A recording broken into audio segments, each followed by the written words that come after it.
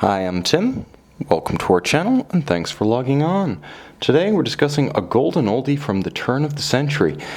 Rose gold, that is. This is the Roger Dubuis Sympathy 34 by Retrograde Calendar Moon Phase. You can see and you can purchase this observatory chronometer with Geneva Hallmark caliber on our website. Subscribe to our YouTube channel if you enjoy these videos, and please click on the card in the upper right hand corner of the screen at any time during this video to see our full sales listing for this watch with additional accessories included in the sale, high resolution images for your desktop, and naturally complete pricing details for this 34.5mm observatory chronometer from the earliest days of the Roger Dubuis manufacture. Now forgive me if I use the anglicized version, Roger Dubuis, to describe the watch henceforth, but this is truly an important piece.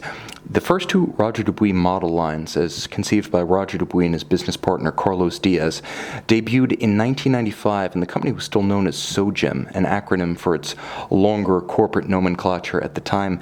The first generation Sympathy watches, originally conceived by a casemaker in the Vallée de Jeux, featured an extraordinary combination of shaped dial, bezel, sapphire, and case that didn't last long because it was so difficult to manufacture it consistently. Therefore, they are in the distinct minority of early Roger Dubuis pieces created, and when made with complications, rarer still. Now, this watch is a little gem, and I mean that in the strictest sense.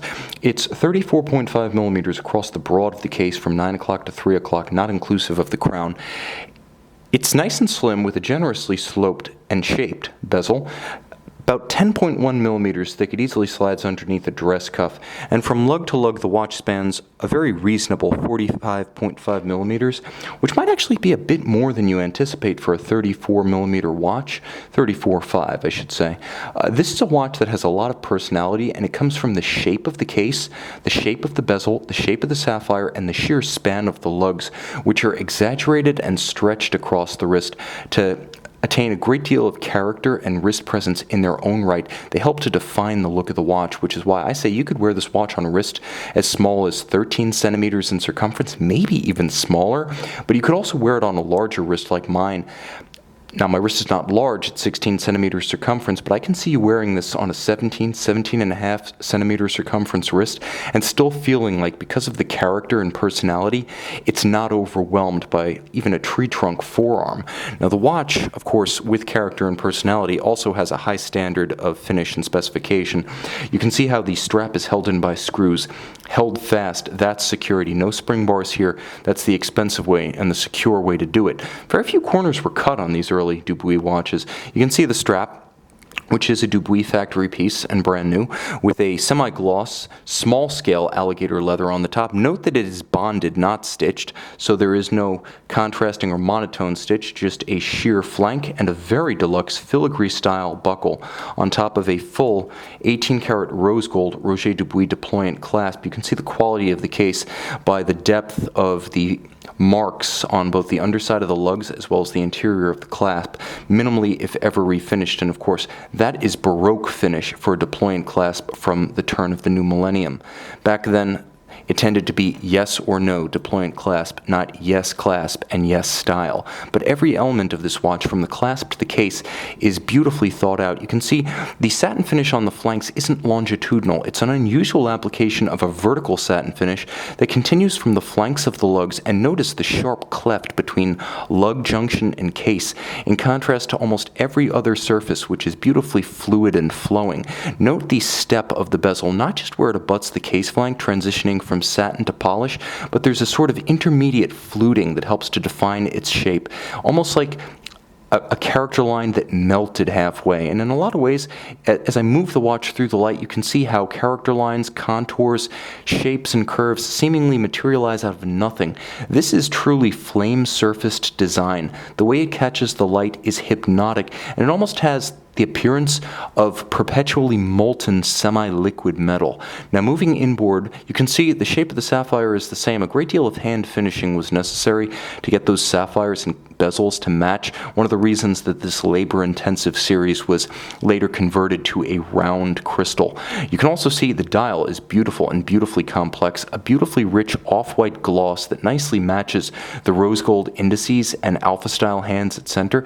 It also features two retrogrades, one for for the day of the week and one for the date of the month. And I'm not sure where I am in the 24-hour cycle, but let me see if I can roll through the retrograde action. If it doesn't happen this time around, it will the next.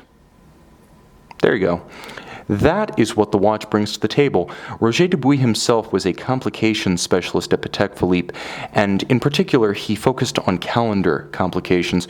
Early on, when Harry Winston in 1989 wanted to create its first in-house brand of watches, it brought in Jean-Marc Viderecht, later of Agenhor, the complication specialist, currently involved with the Singer Track 1, and it brought in Roger Dubuis. And ever after, the modular complications were a signature of Dubuis watches, whether he had his name on them or not.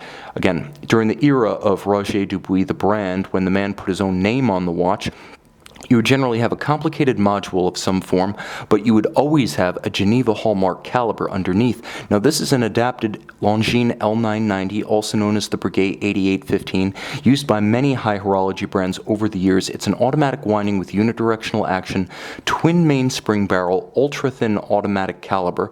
This one has been optimized with hand-laid Côte de Genève, a filigree-style rose gold Roger Dubuis logo on the buckle. You can see a tight and even perlage, as well as a mirrored anglage, the perlage and engine turning on the base plate, the anglage, a sort of mirrored hand-laid finish executed with a file and polish, both on the edge of every bridge and the balance cock and within each jewel countersink.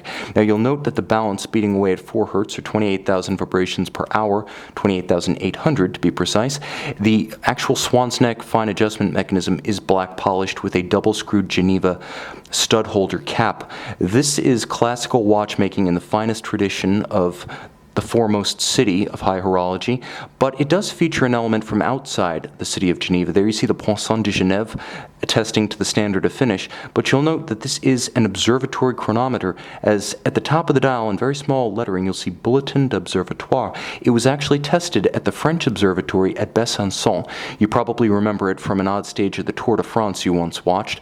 A long-held tradition in Swiss horology, Roger Dubuis, attempting to adhere to all of the old traditions, had his chronometer certified in France at Besançon rather than by the Swiss COSC. A handsome watch with character, pedigree, history, and charm. You can see this rare first-generation Roger Dubuis Sympathy by Retrograde, date, and own it on our website.